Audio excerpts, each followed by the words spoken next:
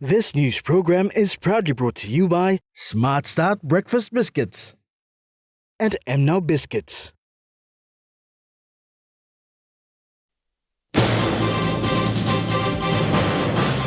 Telecom Foundation Incorporated donates goods to Cheshire homes. TISA supports WIBF with 300,000 kina. And the national government to support families affected by Mount Bagana eruptions.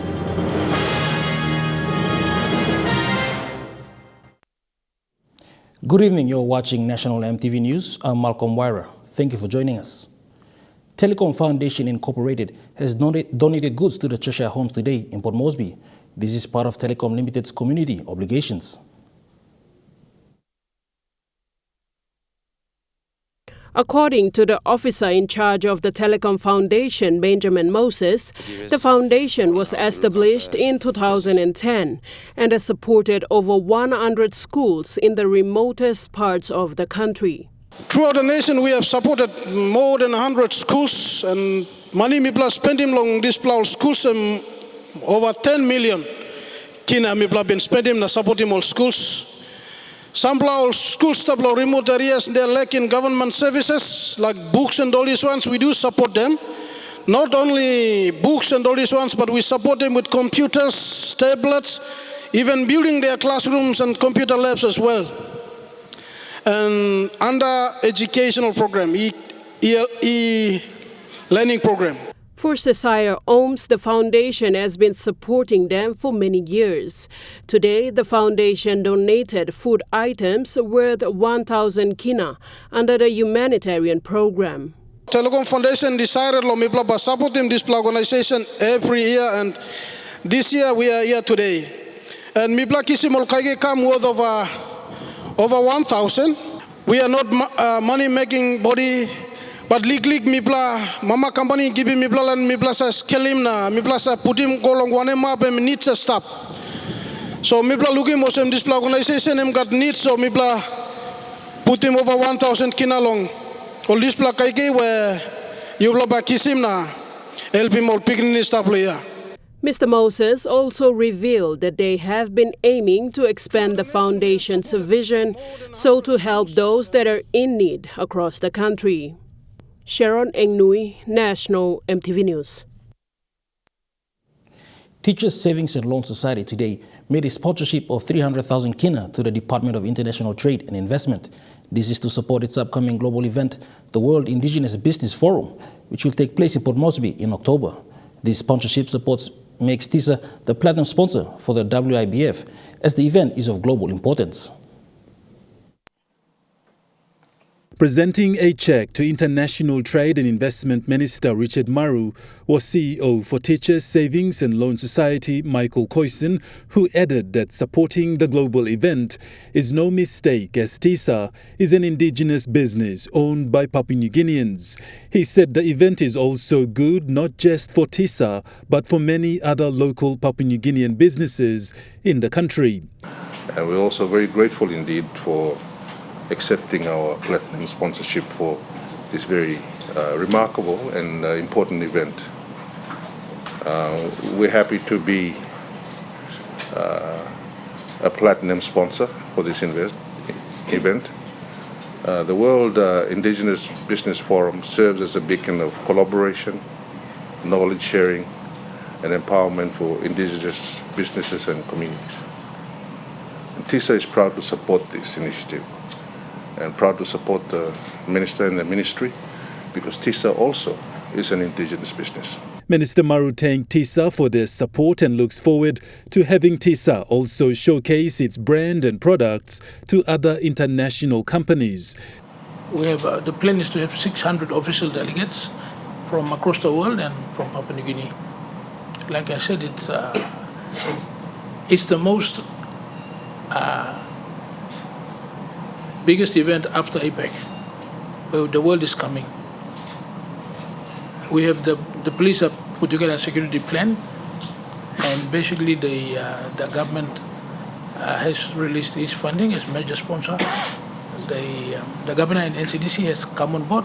They want to be the joint host of this program with Port Moresby as the host under the Amazing Port Moresby slogan. Minister Maru added that work is in progress towards the event, expecting more international delegates in the country come October. We also want to promote PNG as an investment destination and a tourism destination. Apart from, of course, our rich cultures, and we will make sure there's a lot of culture on display. We're thankful that NCDC has now agreed they will establish markets right along Ella Beach. They'll close out Ella Beach, and then all the delegates during the breaks, they'll come and walk through. Most of the delegates also bring their families, their children, wives, so they'll be able to come and meet all our mothers, try local food, look at our artifacts, T-shirts. Registrations are still open for local businesses who wish to participate in the World Indigenous Business Forum that will take place in Port Moresby in October. Godwin Eki, National Emtv News. That tells our story. Honor today launched its flagship mobile phone launching for 4 different products today in Port Moresby. The launching was witnessed by Honor CEO and the general public. Several people walked away with Honor products as giveaways, while others paid raffle tickets to win Honor mobile phones. Gordon Eki reports. Now, Honor launched 2 of its flagship products today here in Port Moresby at the Rangeview Plaza, the Honor 90 and Honor 90 Lite. Now, the event unfolded in front of massive crowds here at the Rangeview Plaza. To entertain the crowd, some of PNG's top musicians entertained the crowd as they awaited eagerly for the raffle draws. The event, featuring 2 of its latest flagship brands, included the Honor 90 and Honor 90 Lite, were on display with other Honor mobile products. A brief description of the phones were given for public information and consumption as Honor brand made its presence known. A message from Honor CEO was also displayed on the screen for the public before the crowd got to see more entertainment from the musicians. This then led to the start of the raffle draws, where certain customers who bought raffle tickets were called upon selecting their tickets to claim their prize. At the launching today, prizes included Honor mobile phones and earplugs, and the Honor 90 and 90 Lite products, where lucky winners walked away happily with the new Honor products. Both the Honor 90 and Honor 90 Lite come with plenty of premium features and some very unique tricks that would make people even jealous, yet it is affordable to hold with a very good camera. According to Honor CEO, the brand has been making a lot of noise this year, starting with their Honor Magic series and now the Honor 90 and 90 Lite. Now, anyone interested to buy any Honor product in Port Moresby can visit the Rangeview Plaza, where there is a kiosk as well as other centers in Port Moresby to purchase yourself an Honor product. Godwin Eki, National Emtv News.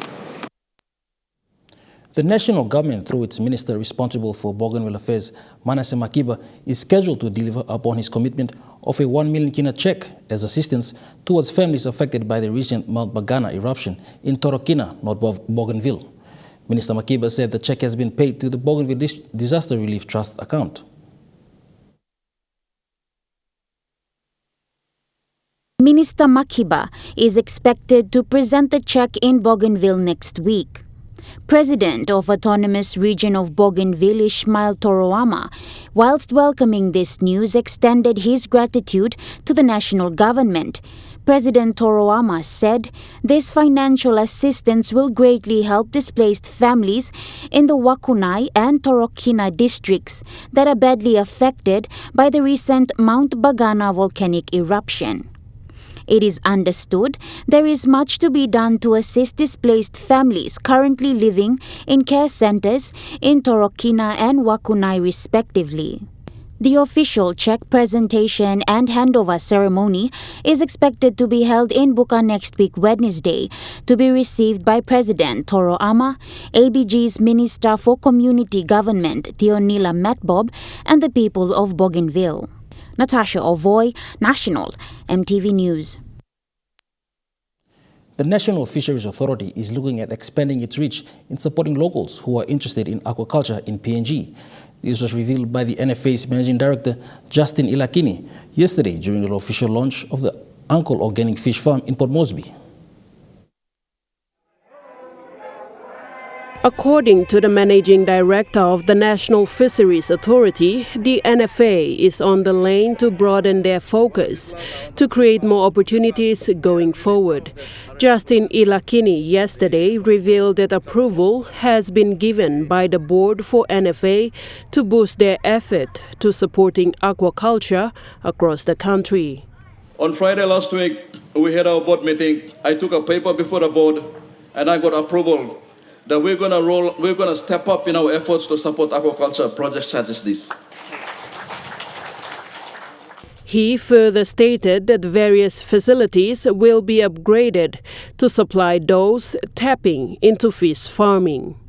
In Milne Bay, we will be taking over a facility in Samarai Island, and we will be upgrading that place and producing nurseries to support inland and aquaculture farming and mariculture. In Iowa, we'll be taking over the Iowa facility, upgrading it to supply the entire Highlands region. Mr. Ilakini also highlighted that the NFA plans to commercialize aquaculture in the country. For the last 50 years, we have been promoting aquaculture for the purpose of food security, and it's just like a side event, a side activity for our people. For the first time, we're going to go out in a big way to commercialize aquaculture. And in order to commercialize aquaculture, we need supporting infrastructures and facilities like nurseries. Sharon Engnui, National Emtv News. National Emtv News continues after the break with more stories. Stay with us.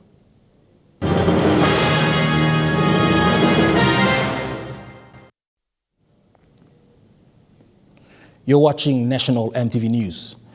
PNG Forest Authority this week signed a pioneering corporate agreement with the internationally renowned oil and gas company Total Energies.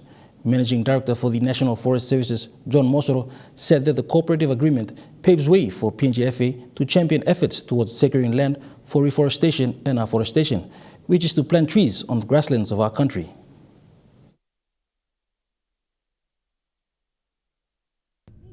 A historic moment for Papua New Guinea's conservation efforts, the PNG Forest Authority, upon signing a pioneering cooperative agreement with Total Energies, provides an extensive support to PNG-FA, particularly in areas of training and energy efficiency, to get the tree plantation started.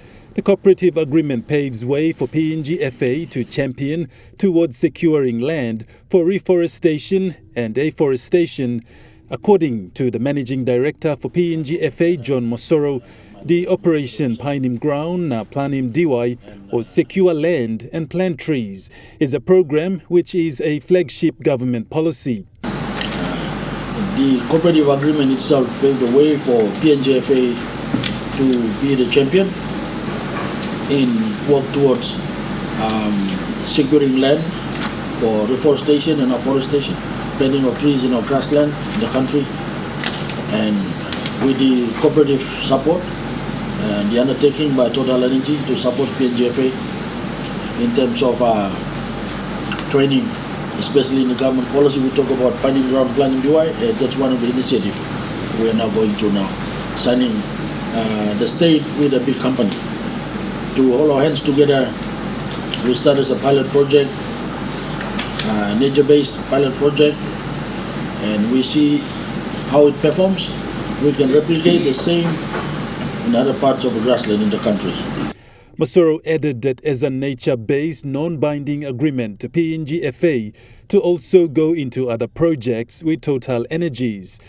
Total Energies' key commitment to the project will be Zero Net Deforestation Project in Kuriva, Central Province, ongoing commitment with PNG-FA to replant trees that have been utilized and developed and offsetting carbon footprints, which is a new nature-based project that will be piloted in Bulalo, Morobe Province as focus to protect and preserve biodiversity. Meanwhile, PNG-FA received a check of 300,000 kina from Western Highlands Provincial Government as a payment to supply power pole to roll out its rural electrification program in the province. The cheque was presented to PNGFA by Western Highlands Provincial Administrator Joseph Mangibal. MD for PNGFA John Mosoro thanked the Western Highlands Provincial Government for their support and continued partnership. Godwin Eki, National Emtv News. A local fish farm company, Uncle Fish Farm Limited, aims to contribute to combating and reducing high rates of lifestyle diseases in the country. Managing Director of the fish company, Brendan Warp, emphasized on this during the launching ceremony of the Pari Talapia and Aquaponics project in Port Moresby yesterday. According to the Health Department, about 50% of deaths in the country are related to lifestyle diseases. In that regard, the Uncle Organic Fish Farm Company has identified this issue and has set an aim and a goal to help reduce the increasing rate of lifestyle diseases. Our aim and goal is to do away with lamb flaps and sausage on the streets, in the market stalls, everywhere in Papua New Guinea. That is the dream we have.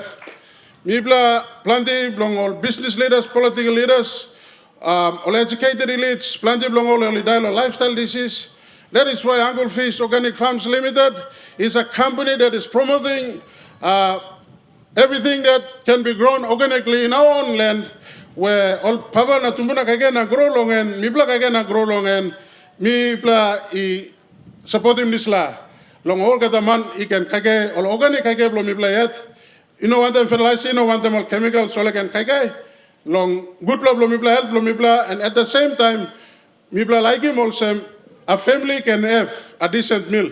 Minister for Fisheries and Maritime Resources, Jelta Wong, highlighted that in most cases the country heavily depends on imported goods that contribute to these statistics, and applauded the company's efforts in producing organic goods that is essential for people's health.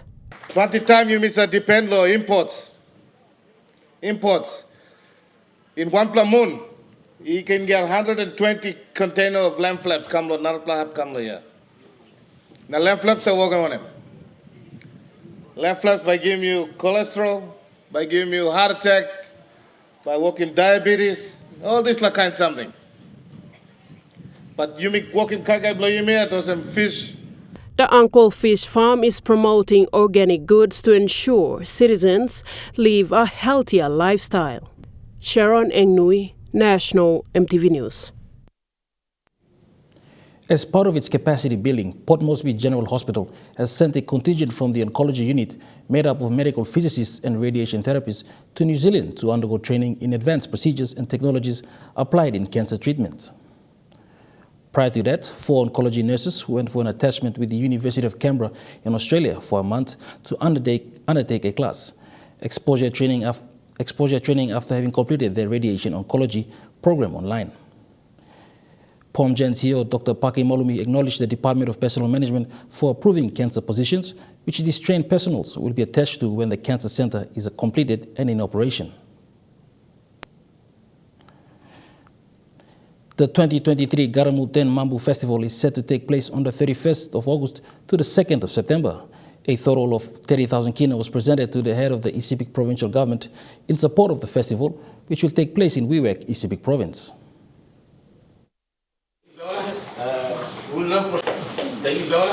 The Garamut and Mambu Festival was introduced by the National Cultural Commission in 2005 through a partnership with the Isipik Provincial Administration Division of Culture and Arts. NCC Executive Director Stephen Kilanda said the National Cultural Commission is a strong advocate and values culture as the source of our identity, strength, guidance, and prosperity. He mentioned, although it is a small agency, they play an important role in supporting to protect the diverse PNG culture. In a press conference held today on the Commission's support towards the festival, Executive Director Kilanda said, a huge task and huge responsibility. but it's a very small officer, so we really need a serious partnership with our provincial government. He added, NCC has embarked on introducing cultural shows back into LLG and district levels, and they have already begun work with the East Sepik Provincial Administration to formalize an MOU. Giving his take on the introduction of cultural shows in the LLG and district levels, he said, These bigger festivals and events centered around in the provincial capitals, we see that a few people are participating.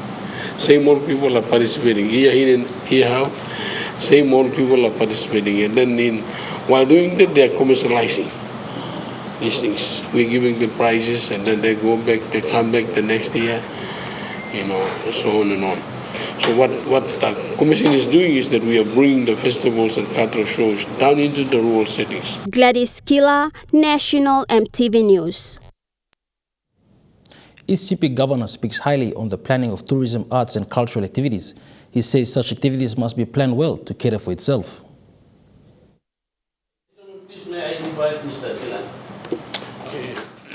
During the press conference on the National Cultural Commission assistance to the National Garamut and Mambu Festival, East Sepik Governor Alan Bird made a recommendation on scheduling the activity of tourism, arts and culture in a calendar for the attendees.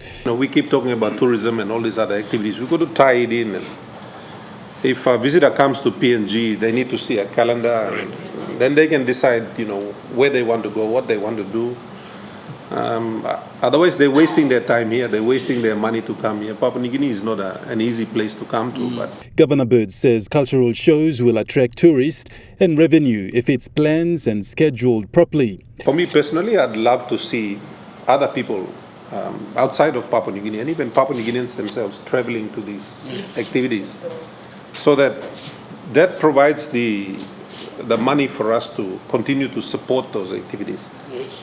He added it's not wrong to promote culture, but it's expensive. So let's define what we want to achieve by doing these things. Yes, preserve culture, but we've got to look at the long-term sustainability of these things. How are we going to pay for them? And if they're going to cost 100,000 each to do or 200,000 each to do, then we've got to figure out how to get the money for that. Godwin Eki, National Emtv News.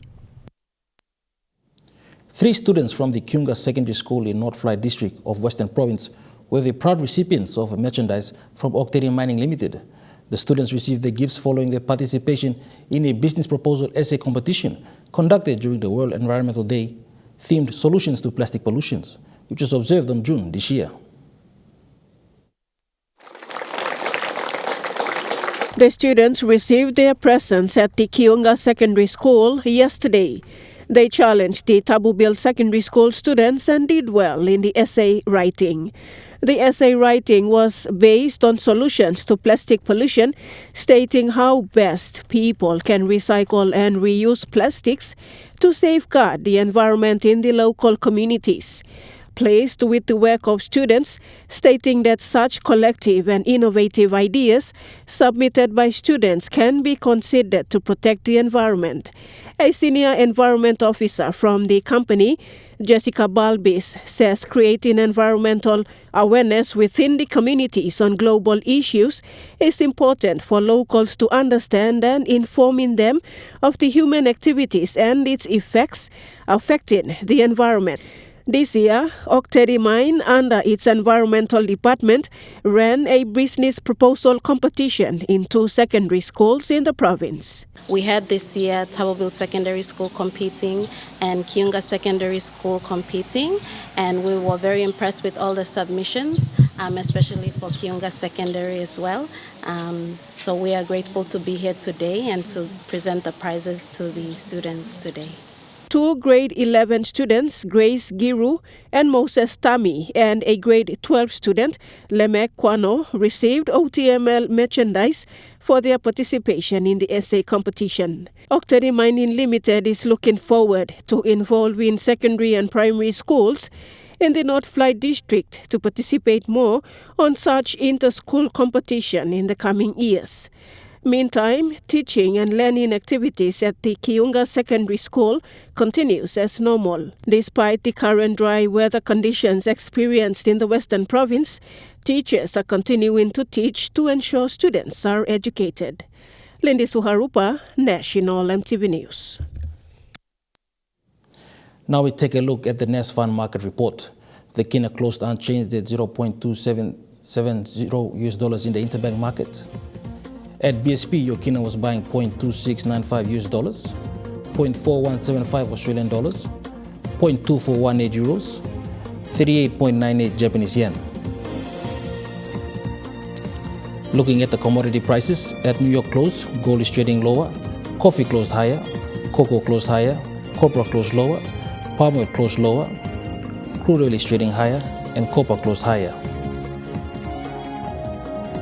On the stock markets, the Dow Jones closed lower, the ASX 200 is trading lower, the All Ordinaries is trading lower.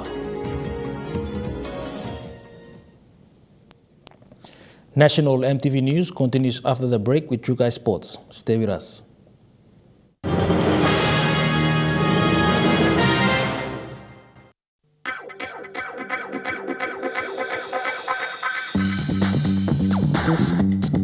True Guys Sports.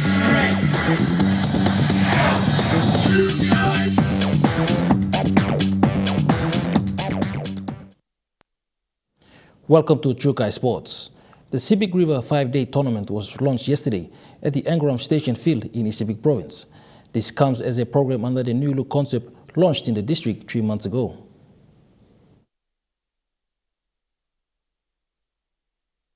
Angoram District Sports Coordinator Nolan Gumaim expressed that this is in line with the recently initiated New Look concept in the district by him and his committee members. Gumaim said since the implementation of the New Look concept 3 months ago, youths were under their best behavior. He said that the concept included engaging youths in town beautification programs, good citizenship programs, and sporting activities. The tournament will end on the 28th of this month and has 25 teams in total participating, 10 female teams and 15 male teams. Meanwhile, the district finance officer Edmund Tupi said that the member for Angoram Open, Salio Waipo, has financially backed the New Look concept with a generous funding of 20,000 kina for its programs. Natasha Ovoy, Chukai Sports. That ends Chukai Sports. The Money Plus weather report is next. Stay with us.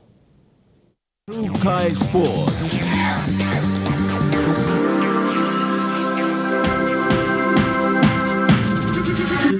True Kai Sports.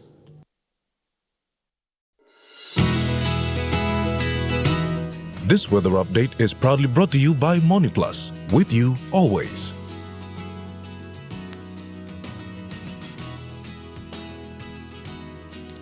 The weather forecast for the next 24 hours.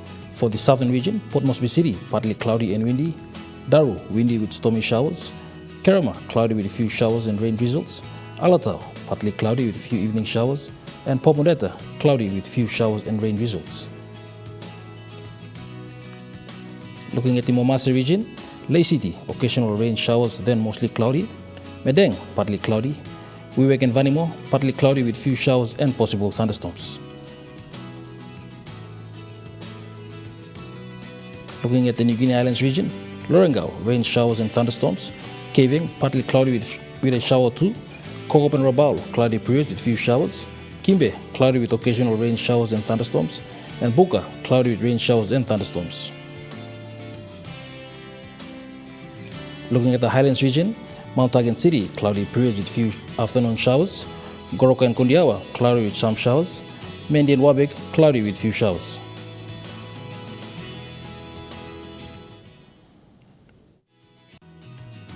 The weather update was proudly brought to you by MoneyPlus, with you always.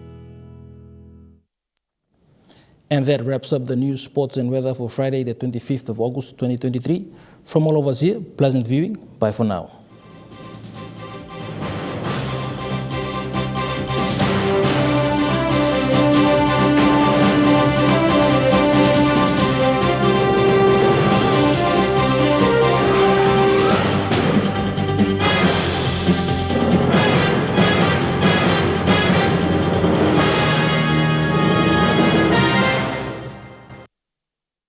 This news program was proudly brought to you by Smart Start Breakfast Biscuits and Gold Nuggets.